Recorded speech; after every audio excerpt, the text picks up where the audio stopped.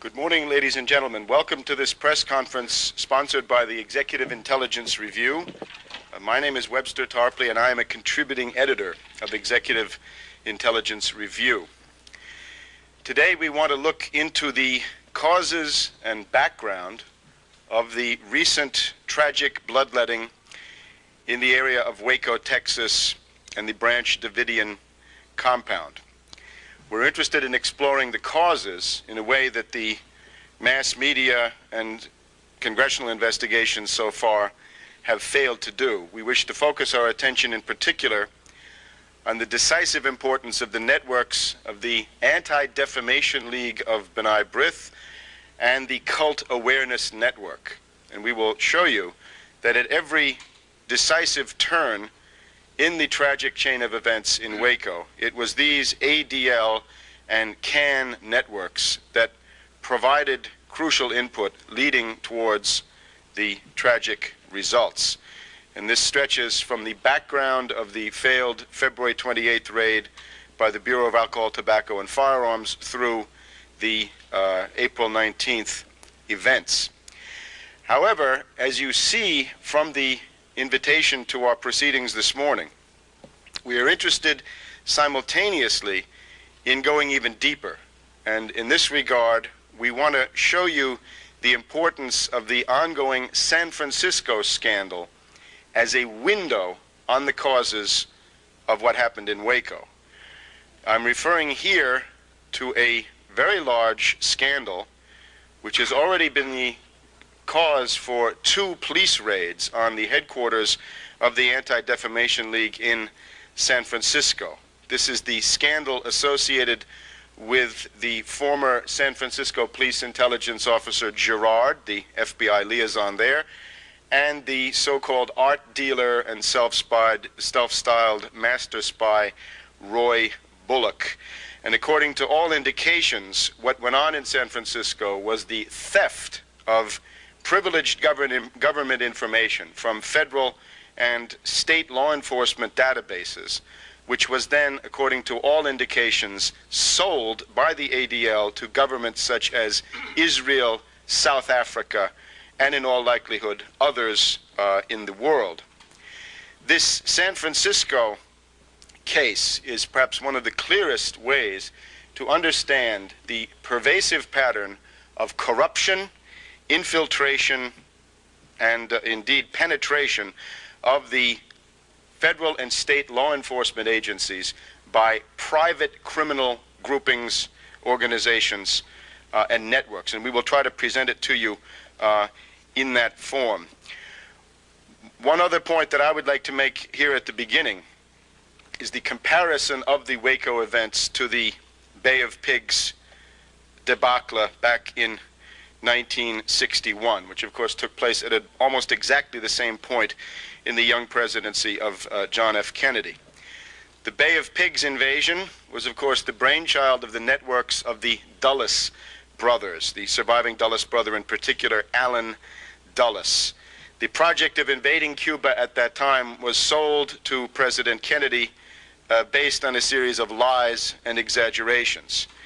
And in the wake of the failure of the Bay of Pigs action on the part of the United States, President Kennedy was obliged to proceed to a sweeping purge of the Central Intelligence Agency, the Pentagon, and other parts of the United States federal government.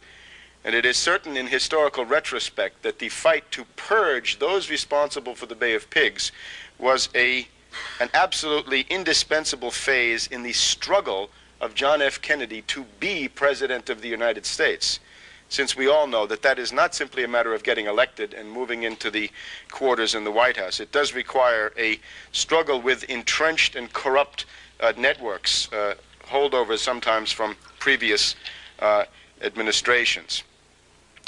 Now, we're fortunate in our investigations to be joined by 2 of the leading correspondents of Executive Intelligence Review. We have, first of all, with us Jeff Steinberg, who is the counterintelligence editor of the Executive Intelligence Review, one, I think, of the leading experts on the Anti-Defamation League anywhere in the world. He is the co-author of a very powerful and very popular book entitled The Ugly Truth About the Anti-Defamation League. He will give us, first of all, a series of insights about the San Francisco side of the story. And we will then proceed, using San Francisco again as a window on Waco. We will then hear from our second speaker, Harley Schlanger. Harley Schlanger is the Houston Bureau Chief of Executive Intelligence Review. He covers the entire Southwest, but has also in the past been a chronicler of financial scandals, the savings and loan affairs in all parts of the United States, and indeed internationally. So let me introduce our first speaker, Jeff Steinberg, counterintelligence editor of EIR.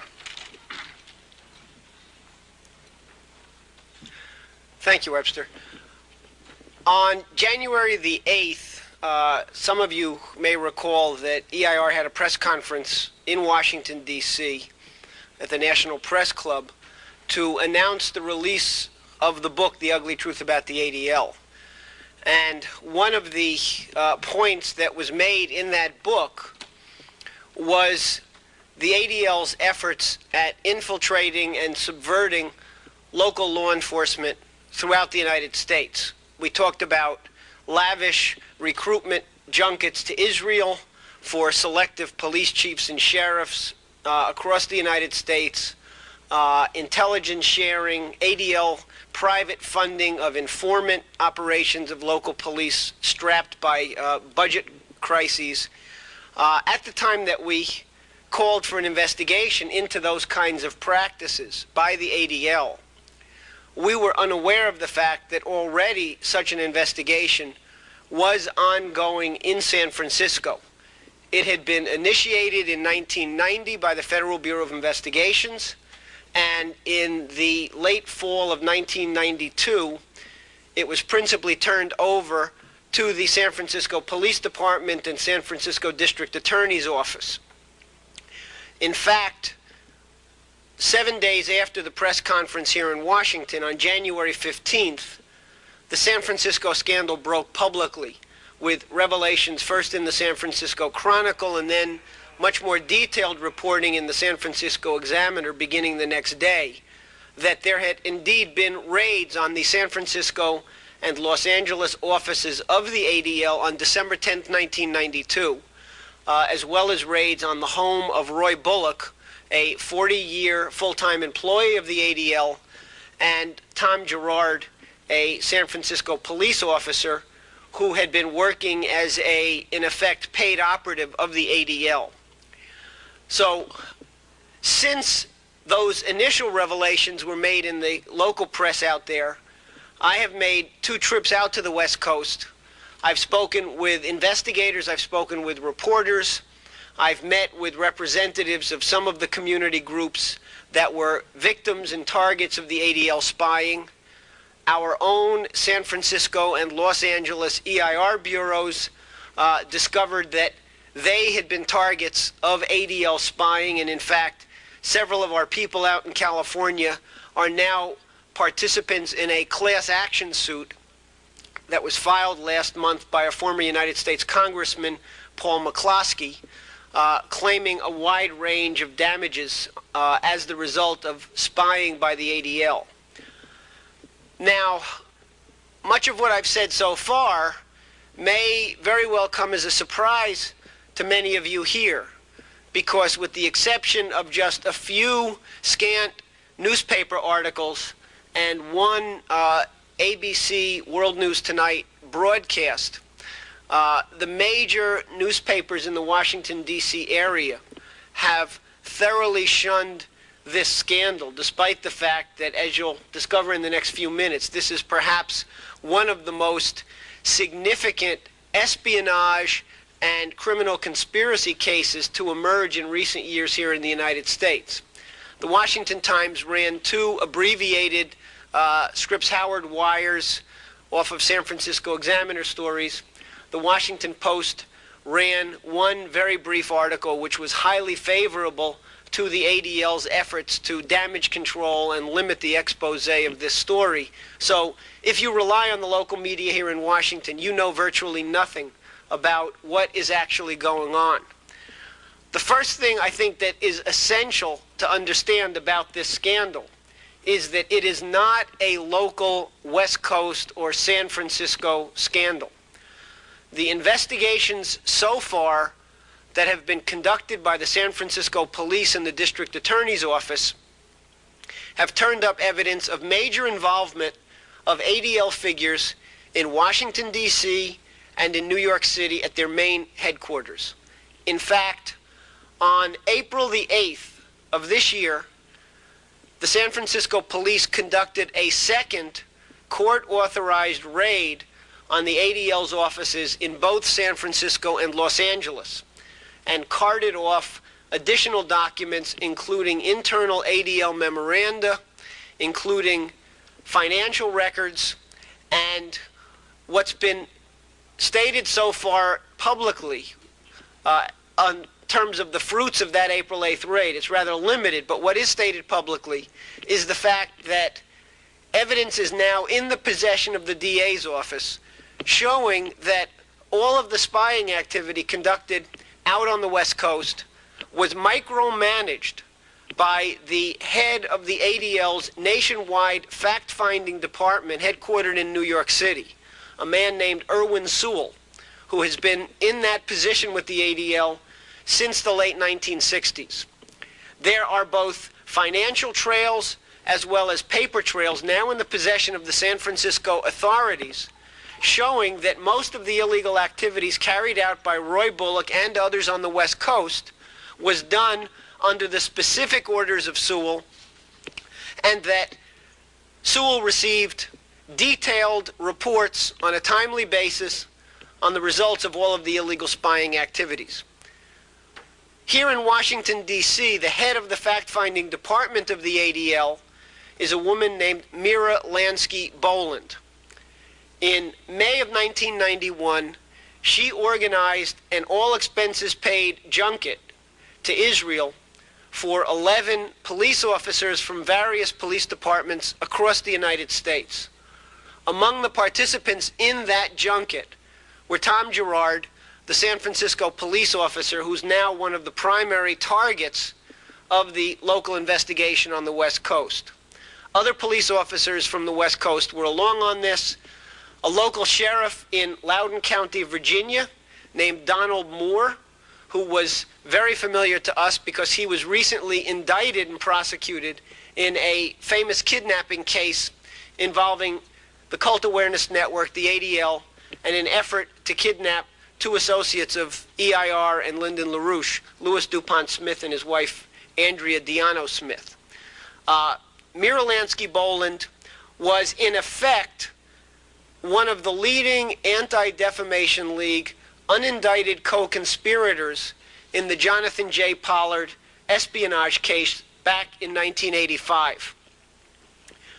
And this is one of the things that I'll be happy to go over in detail a bit later in my discussion, and could even go into more detail on during the question and answer period if people are interested. But let me just go back to what has already come out in the public record as the result of the San Francisco investigation and other court actions that have involved the ADL over the years. These 4 loose leaf volumes that are standing up here next to me at the podium represent documents that have emerged in the public record as the result of the San Francisco investigation since just January of this year.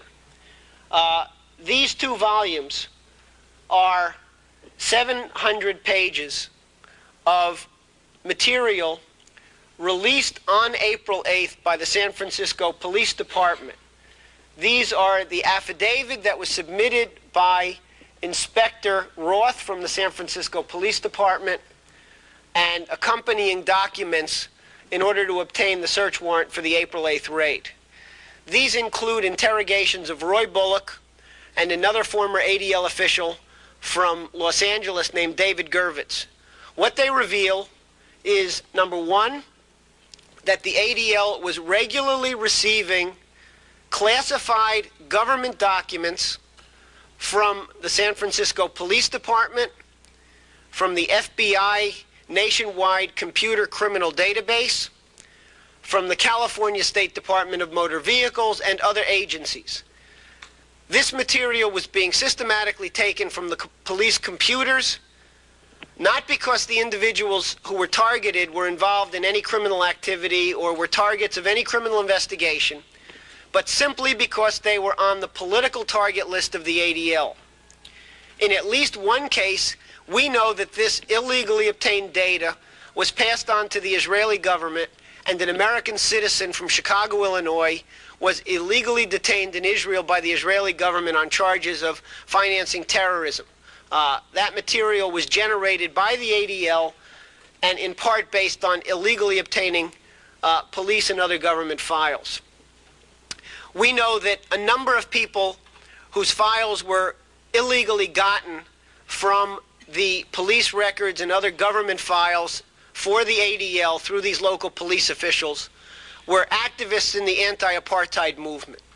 The ADL operative Roy Bullock and the former San Francisco police officer Tom Girard received at least $16,000 in cash payments from agents of the government of South Africa to provide these surveillance files on anti-apartheid activists. In fact, one of the documents that's contained in these bound volumes that was released by the police department in San Francisco is a list of 950 U.S. domestic political organizations that were all being spied on by the ADL. Those files were being shared with the Israeli government. They were being shared with the South African government as the result of an agreement authorized by FBI Director at the time William Webster in February of 1985. The FBI was regularly receiving information gathered by the ADL in apparent violation of many guidelines on FBI spying activity that were set as the result of the COINTELPRO and other illegal government spying scandals of the 1970s.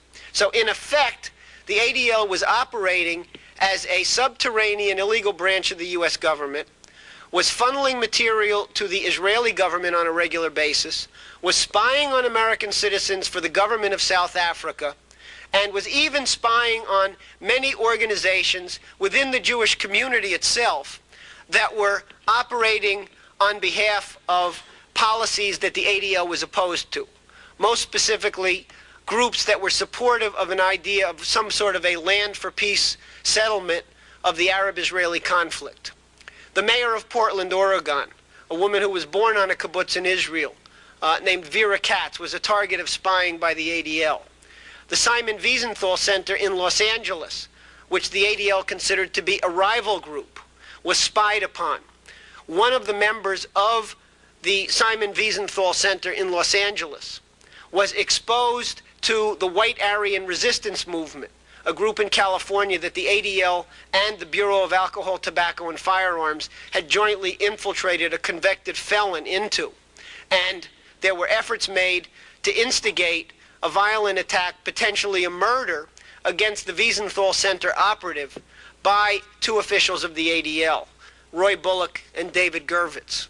So you have a wide range of crimes: foreign espionage, illegal spying on American citizens, illegal possession of confidential government material, solicitation of murder, being carried out by the ADL on the West Coast, all under the micromanaging eye of Irwin Sewell at the ADL's headquarters in New York City, and with active nationwide troubleshooter involvement by Mira Lansky-Boland of the ADL offices right here in Washington, D.C. This is a scandal of dramatic proportions. One question that comes as the result of just simply reviewing uncontested information in the public record, police files, including interrogations of some of the ADL officials themselves. We've got a situation here where the ADL was illegally spying and perhaps working in league with the FBI, with the Bureau of Alcohol, Tobacco, and Firearms, soliciting criminal frame-up investigations against U.S. citizens who were guilty of nothing more than having policy disagreements with the ADL on a variety of issues. Yet, the Washington, D.C. major media has blacked out this story. There has been no sign whatsoever yet of any interest on the part of any office in the United States Congress of taking action on this. We hope that this will be corrected as the result of this press conference and other kinds of meetings and lobbying activities that we're going to be doing on this issue. I want to focus for a moment on the case of Mira Lansky-Boland here in Washington, D.C., because I think it is exemplary of the kind of activity that the ADL engages in on a systematic basis. Mira Lansky-Boland has been the fact finder, which is a euphemism for dirty tricks operator, for the Anti-Defamation League here in the nation's capital since approximately November of 1982. We know a little bit about her career background, and anticipating the question, I'll tell you right now that we're not sure whether she's a blood relative of Meyer Lansky. We're trying to find that out. It wouldn't be surprising, but we're just not sure. Certainly an admirer, yes. Mira Lansky-Boland was a participant in a graduate program in national security studies at the Fletcher School of Diplomacy in Boston. She received a master's degree from there in 1978. The director of that program at the time is an Israeli citizen named Dr. Yuri Ranan. In the mid-1960s, Ranan was an employee of the Israeli government, an intelligence operative for the Israeli government, working under the cover of a public affairs officer, first at the Israeli embassy in Washington, later at the United Nations mission in New York.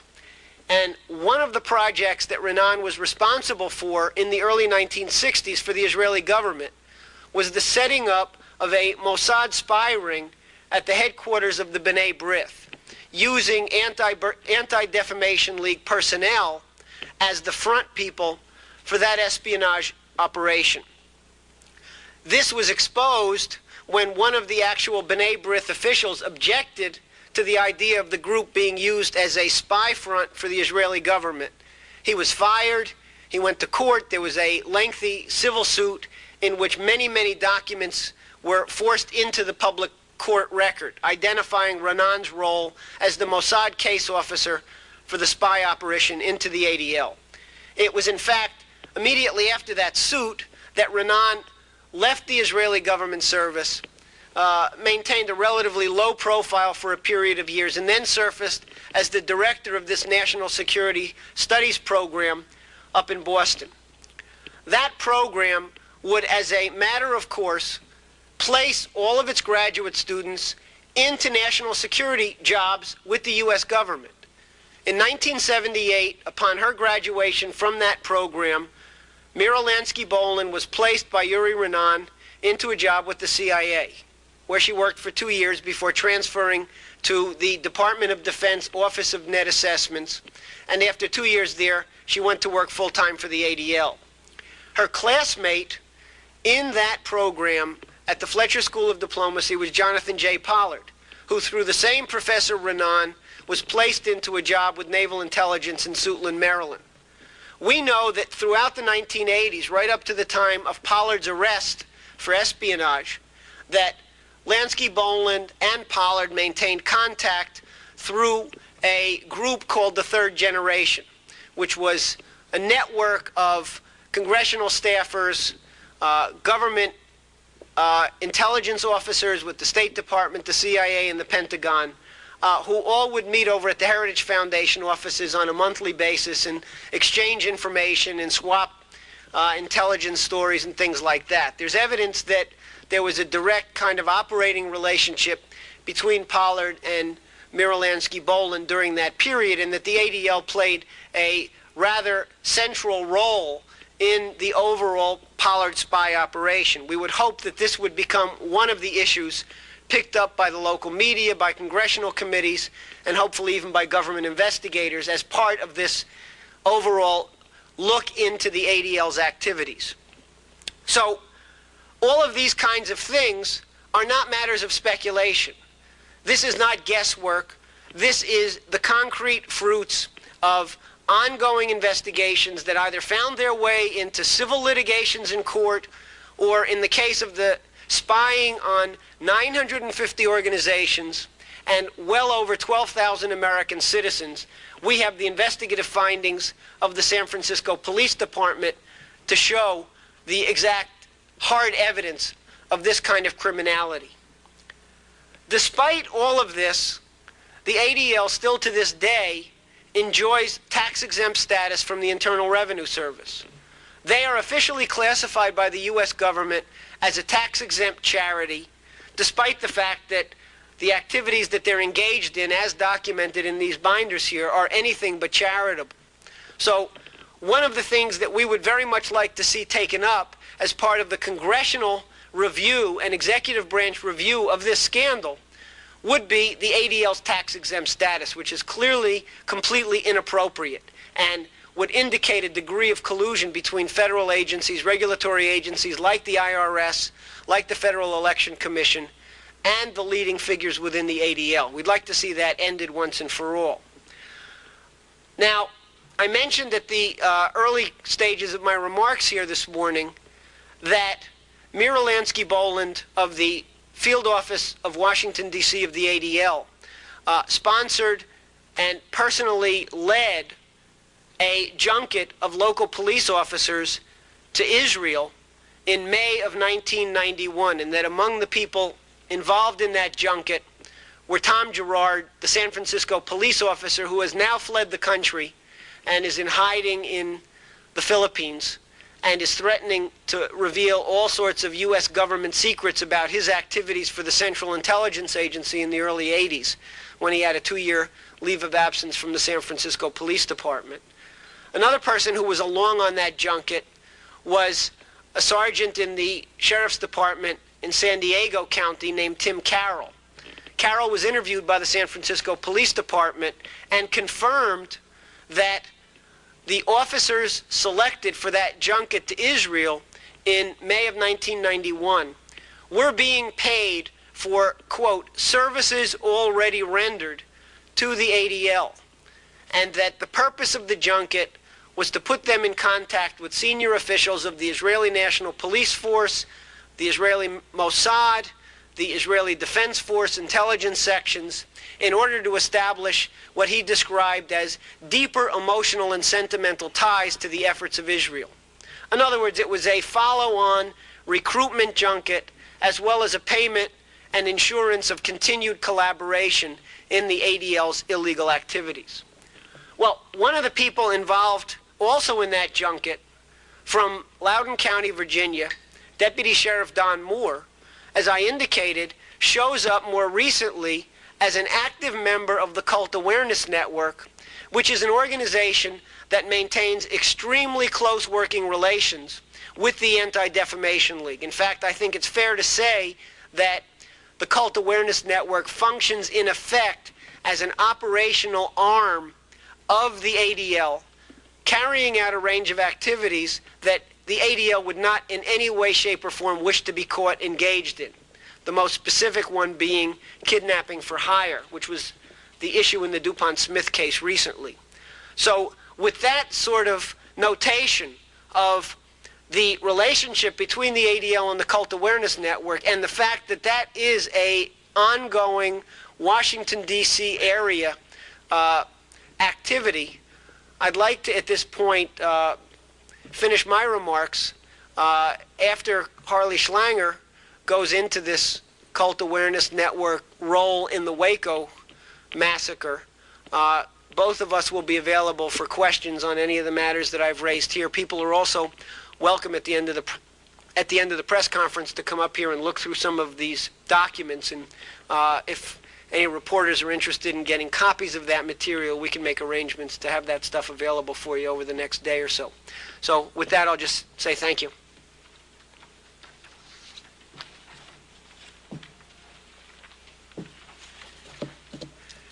Let me begin by summarizing what we're really looking at, if you think through what Jeff was just reporting and what we've discovered from our preliminary investigations of the Cult Awareness Network in its relationship to the tragedy that took place in Waco, Texas. What we're looking at is a pattern of corruption of federal law enforcement agencies, and in the case of the ADL, the files coming out from San Francisco, of state and local agencies, that stretches back over decades. With the recent publication of Anthony Summers' book and material that's been on file and available for some time, we know that this goes back a number of years to include organized crime involvement in blackmail of the Federal Bureau of Investigation.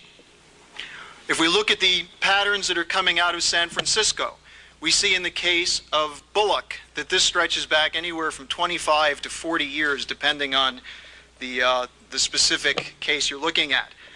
And now we're finding something that I think is probably the most insidious of all, which is a private organization, the Cult Awareness Network, which is moving to impose its agenda on federal law enforcement agencies and doing it in public, in the open, as in the case of the shameless representative from New Jersey, William Hughes, who was badgering both Attorney General Reno and FBI Director Sessions, demanding that they bring the Cult Awareness Network in as the experts on cults, with the idea being, as the Cult Awareness Network says, that we're going to have many, many Wacos in the future, and the existing agencies are not prepared for that. So what we're really looking at is an attempt to impose the agenda of these private agencies. The Anti-Defamation League and the Cult Awareness Network is the most prominent, on official federal law enforcement agencies. And this is what the people of this country should be concerned with, and this is what should be the subject of the investigations that are going on, instead of the dog and pony show that we saw last week with the House Judiciary Committee. I watched some of the hearings with a veteran Houston Police Department SWAT officer. And after we turned it off, he turned to me and he said, imagine if something like this had happened in Houston, and it was a Houston SWAT team that was involved in the so-called rescue operation. And in the process of the negotiations and then the act of attack, there had been the deaths of all the people who were involved, had been held hostage or were in the siege. He said, do you know what would have happened to us? He said there would have been immediate suspensions pending investigation. And the investigation would look at who handled the negotiations, who trained the police, who developed the psychological profile that was used, and how could this have been handled differently? That's not what we're seeing so far in Waco. Some of these questions are coming forward, and some people are bringing them up. But in general, what we're seeing instead is the attempt to use the act, which we'll prove was a criminal act on behalf of the law enforcement agencies, that they're using that to justify the intensification of the procedures that were used that resulted in the deaths of more than 80 people, including 4 federal officers, for the purpose of executing a search warrant. It reminds me of something that I remember from years ago, hearing a military official of the United States talking about a city in Vietnam, and he said we had to destroy the city to save it. Here we had a case where we want to protect children, according to the official agencies, protect children from harm. And in the process, we bashed down their house, pumped in gas, and ended up with an action in which they were all killed. If the result was to, or if the goal of this operation was to protect the children from abuse, and that's a question which has not yet been satisfactorily answered, whether there was abuse or not, that if that was the goal, then I guess in a certain sense it's succeeded, because those children will not be abused again. But it's because of the deaths of those children that we have the responsibility to get to the bottom of this. Who's responsible for this, and how did it happen? And that's what the investigation has to focus on, because these people do deserve a day in court. Now, an investigation has to begin by separating this operation into 2 phases. And I'll just indicate to you some of the areas of investigation, some of the leads that should be pursued in the attempt to get to the bottom of this. The first is phase one, what led up to the February 28th raid by the Bureau of Alcohol, Tobacco, and Firearms. And then secondly, phase two is the FBI operation, which began the next day after the initial fiasco on February 28th, in which 4 federal agents were killed, possibly by their own fire. The second phase began March 1st and was brought to a fiery end on April 19th. One of the most important things to look at is this question of who were the sources and the so-called experts. When Janet Reno held her first press conference, she said over and over and over, I consulted the experts. I consulted the best experts we could find. So the question has to be asked, who were these experts? I think we can say fairly conclusively that in the case of the alcohol, tobacco, and firearms raid, the experts, so-called, were leading activists and officials of the Cult Awareness Network. In the case of phase two with the FBI, the experts who should be investigated include the people based in Quantico, Virginia, in the so-called behavioral sciences unit of the FBI and the related hostage response team, the people who were on the scene and conducted the operation. And the third part of this is in the case of Attorney General Reno, who were the people briefing her? That is, who compiled the information and convinced her on the night of Saturday, April 17th, that the only way to end the hostage, the siege in Waco, the only way to end it would be to batter down the walls and pump in a kind of tear gas which is banned for use in warfare by a Geneva Code. Now, in the case of the ATF, the question that we have to look at is how does a private agency, like the Cult Awareness Network, get the power to direct federal law enforcement investigations? Now, the first thing you have to look at is what is the Cult Awareness Network and how does it operate? We have the documentation in the book Travesty of the way in which the Cult Awareness Network was working through the operatives Donnie Moore, who Jeff covered in his presentation, Donnie Moore from the deputy sheriff from Loudoun County, Virginia, how he worked together with a professional so-called deprogrammer named Galen Kelly to plan out the kidnapping of Louis DuPont Smith. Now, the Cult Awareness Network today will tell you that they do not engage in kidnapping, that this is something that some people, some nasty people like Ted Patrick used to do, but the Cult Awareness Network is above this. But the FBI transcripts, that is the transcripts that were got from a wire on one of the collaborators or one of the people brought in by Donnie Moore on the Louis DuPont Smith case, proves that they are still doing kidnapping.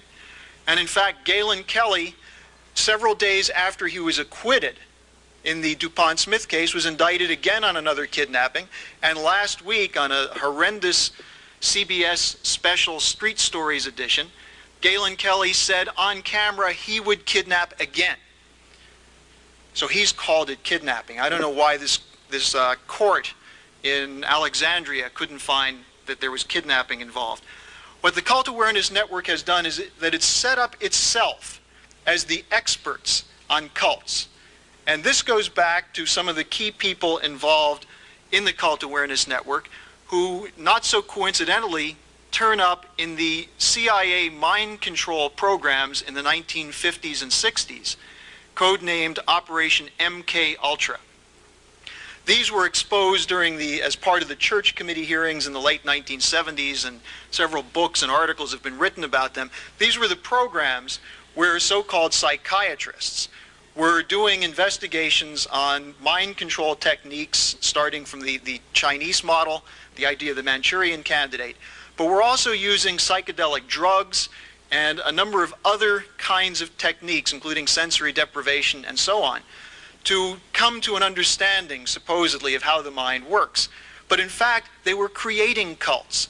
For example, Louis Jolyon West, who was just quoted the other day in the Boston Globe saying that law enforcement officials are too liberal in enforcing and allowing freedom of speech, that we have to give up freedom of speech if we're to protect ourselves from cults. This same Dr. West in the 1950s and 60s was drugging students on campuses, students who were unknowingly being drugged, to do tests of their reaction to psychedelic drugs. West worked with someone named Dr. Margaret Singer, who joins him today on the board of the American Family Foundation, which is a organization directly working and related to CAN, the Cult Awareness Network. Margaret Singer is supposedly an expert on brainwashing. The two of them were involved in the 1960s in programs on Haight-Ashbury Street in San Francisco, which is where the beginning of the so-called counterculture occurred. Now, these same people who are experienced in brainwashing from that work that they did are the ones today who supposedly are the experts on cults. And they're asking that the Justice Department give them an official franchise to determine what group is a cult and what group therefore should be targeted. And this is the group that Representative Hughes, at least twice, both with Attorney General Reno and with FBI Director Sessions, in the public hearing, demanded that the FBI and the Justice Department bring in for consultation. Now, as this refers to Waco, if you look at the pattern around the initial raid, what you find is that the ATF was operating on the basis of a profile provided to them by the Cult Awareness Network. There were three inputs for this. The first, and this is from material that's available in the public, and an investigation should find out what else was done. What were the specific contacts between CAN and ATF officials? But the first were a series of letters sent from former members of the Branch Davidians in Michigan, most likely around the Jewell family there. And what they said in the letters they sent out is that they charged Koresh with, quote, child abuse and neglect, tax evasion, slavery, and reports of possible mass destruction, unquote. This report was sent out to all government agencies and law enforcement officials, even including in Waco, in McLennan County, and in the state of Texas. There were attempts by these family members to get an investigation going locally. And the local officials, who have on several occasions sent people to the compound to investigate charges of child abuse, and who concluded each time that there was no evidence to support that, said that there was no reason to go in for them to be involved. And so then the target became the federal agencies. There was a memo released recently by the Dallas Morning News, a memo from the FBI on February 23rd, 1993, 5 days before the raid against the Branch Davidian compound, in which the FBI, responding to the letters from Michigan with those accusations, said that to date, no information has been developed to verify the allegations. Now, that was one of the inputs. The second input is from a man named Rick Ross. Rick Ross is a CAN deprogrammer with no background in psychology or psychiatry. In fact, his background is that he was a jewel thief. He was convicted in 1975 in Arizona as being someone involved in a $50,000 jewel heist. Rick Ross is a kidnapper. There are warrants out for him in Washington State. There are other people investigating him in California and elsewhere. Rick Ross was involved in deprogramming at least one former member of the Branch Davidians, and he had a contract for a deprogramming of a second one. Rick Ross admitted that he was consulting with the ATF. That was immediately after the first raid. Within 2 days, he was denying that he had been consulting with them, and instead he received a contract to be a consultant for Channel 4 television in Dallas, Texas, where he became the local expert. Rick Ross has been on national television, local television, day after day after day as the so-called expert on the Branch Davidians. And that was the second input from CAN into the ATF. And the third, and perhaps the most curious, comes from Australia, from a private investigator named Jeffrey Hossick. Now, Hossick caused the U.S. State Department office in Melbourne, Australia, a woman named Sandra Stevens, who's a consulate official there, to send a letter to the State Department, which was forwarded to ATF. And what the letter said is, quote, Howell, that is David Koresh, was heading in one of the following directions: a final Jonestown massacre, an armed confrontation with authorities, or some bizarre behavior, such as an attempted assassination of a public figure, end quote. Now, how does an individual private eye in Australia end up getting the State Department to intervene with ATF to push ATF to launch this investigation and attack? Well, Hossack is not just a private eye. He works very closely with the law firm in Australia of Arnold Bloch Liebler. And the Liebler family in Australia is a family which has been exposed in the press there as a Mossad operation, that is Israeli intelligence, and that they work with the Jewish Center in Melbourne, which is an affiliate of the Cult Awareness Network and an affiliate of the Anti-Defamation League, the same network that Jeff was describing. And so from that, it's not just one private eye who's meeting with several former members, but it's an official of this operation who was reporting to the State Department, which then asked that the ATF do something. When the ATF botched the first raid, and the technical side is not of interest right now, we can take that up if people have some questions. In fact, there's much that we don't know yet about what happened on the technical side of this whole thing. But when they were asked, why launch a raid? Why send more than 100 people well-armed with helicopters against this compound when it may very well have been that there was a tip-off beforehand? ATF spokesman Jack Kaloran said that the agency concluded that, quote, Koresh would either launch an attack on Waco residents or instigate a mass suicide, unquote. Virtually the same words used by Hossack in the letter that was forwarded by the State Department to the ATF. Now, that represents fairly conclusive leads on the role of the Cult Awareness Network in setting up the ATF in the first place. And it's there that the investigation has to proceed. Now, one additional note on the CAN side of this, the Cult Awareness Network side.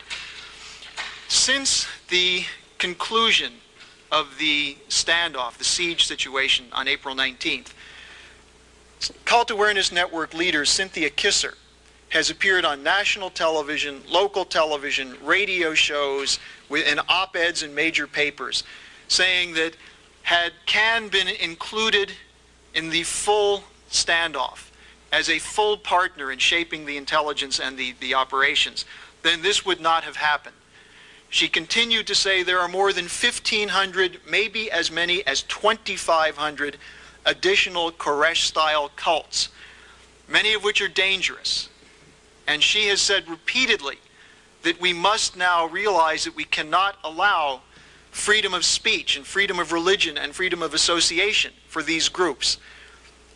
This was presented by Hughes, Representative Hughes, before the committee, and even Floyd Clark from the FBI said that we cannot set up the kind of spying, the kind of intelligence gathering on people who have committed no crimes. But the Cult Awareness Network is trying to force their view of cults. And a cult for them, it actually is very similar to the idea of a thought crime. Very similar to the idea that the Anti-Defamation League is trying to force through state legislatures on the idea of hate crime legislation. To give to judges, to give to law enforcement officials the responsibility to try to determine the thoughts of a person, and from basing that on the thoughts of a person, preemptively attacking them based on this kind of profile. And that's something that goes directly against the Constitution of the United States. Now in phase 2, and looking at the FBI operation, what we have to look at is the role of Quantico, Virginia, which is where the FBI has its behavioral science unit and the hostage response team. Now it's worth noting that the hostage response team that was deployed against the compound in Waco was also involved in the more than 400-man operation deployed against Lyndon LaRouche in October 1986. that again you have a parallel. You have the Cult Awareness Network and the ADL that were stirring up agencies, planting stories, planting slanders and rumors to build up for a siege which was intended to have the same kind of bloody ending in Leesburg, Virginia, that occurred in Waco, Texas. That this hostage response team operates from the same or a similar psychological profile mapping as the Cult Awareness Network does. There are two people in particular who should be investigated in this. One of whom is Dr. Park Dietz, who is supposedly the top psychological expert working for the FBI. And it is Dietz who has been involved in building the hostage response team. Dietz was on the scene in Waco. Dietz was involved in putting out the line, according to Judge Sessions, that the children were being abused and the children are in danger. A second person who should be investigated is a Dr. Murray Myron, who is a pioneer in something called psycholinguistics. He's a professor at Syracuse University and has been on the payroll on a retainer for the FBI for the last 15 years. Myron from Syracuse, New York, was telling the FBI that there was no need to negotiate any further with Koresh, that the negotiations would not work, that a confrontation was inevitable. Why wait? Myron told an Executive Intelligence Review interviewer that he said that he approved, that he was one of the people who approved the April 19th action. And he said, of all the options, this was the most benign. So you have to consider at least that the guy's judgment is off. But that's what he said, this so-called expert for the FBI. He said the rule of law must be enforced. Society must show its willingness to use force to enforce the rule of law.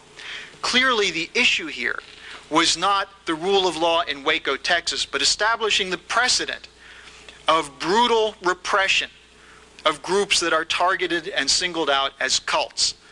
And that was what was done when the FBI launched that raid. And there must be investigations into the role of Dietz and Myron and the whole crew of psychological shock troops employed at Quantico, Virginia.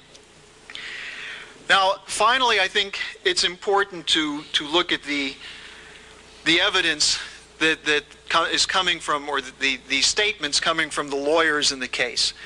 Because in matter of fact, outside of the FBI, the only people in contact with individuals inside the compound during the last 3 weeks of the siege were the lawyers.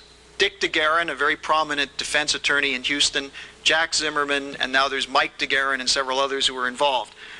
Dick DeGuerin said repeatedly that Koresh does want to come out because he wants his day in court.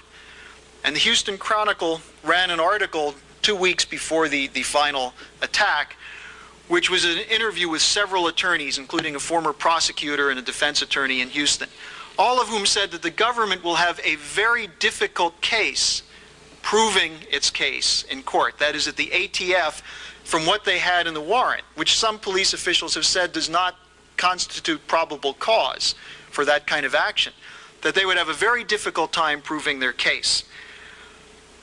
Well, the negotiating tactics, so-called, that were used, including the blinding lights and the loud music, the hard cop, soft cop tactics, which are typical in this kind of action, and then the final tank and gas assault, meant that the FBI will never have to answer some of these questions. In fact, there's talk of bringing the Cult Awareness Network in to deprogram the former members who survived. And in fact, one of the Cult Awareness Network members said that they're still programmed, they can't go to court and testify because they still think there was no suicide pact, that there was nothing wrong with what they did, so they can't tell the truth until they've gone through deprogramming. That is absolute interference with the right to a fair trial. On the case, the final case of Attorney General Reno, there's one person in particular I think must be investigated, who was the liaison between the Quantico group and herself, and that is a Deputy Attorney General named Mark Richard. Reno told the committee that it was Richard and Sessions, but mostly Richard, who briefed her during the siege, that it was Mark Richard who went down to Waco to get a hands-on look and also decide who the prosecutor should be in the case. And Mark Richard was one of the small coterie of people who were at the final meeting on April 17th to decide the final tactics. Mark Richard is distinguished by his connection, long-term, to the same Mossad ADL networks as the police operative in San Francisco and as the Cult Awareness Network. He was one of the founders of something called the Office of Special Investigations, which has engaged in the prosecution of alleged former Nazis. And it was Richard's office, as has come out repeatedly now in cases, for example, the Demjanjuk case, who passed on and knowingly passed on forged KGB and Israeli documents to help convict American citizens. The same Mark Richard was in the office with Attorney General Reno when the final decision was made.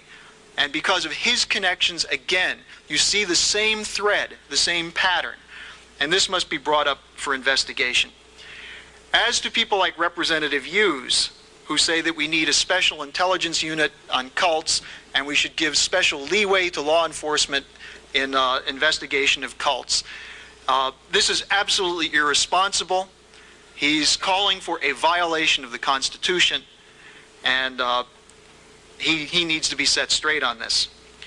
What we saw was a completely unnecessary catastrophe in which 24 or more children were killed to protect them from abuse, in which a house was burned down because there were suspicions that there were illegal weapons being stockpiled there, in a compound where people had lived at peace with the community for many, many years, where local law enforcement officials said, if you wanted to sign out a warrant against Koresh, why didn't you go to the prosecutor's office?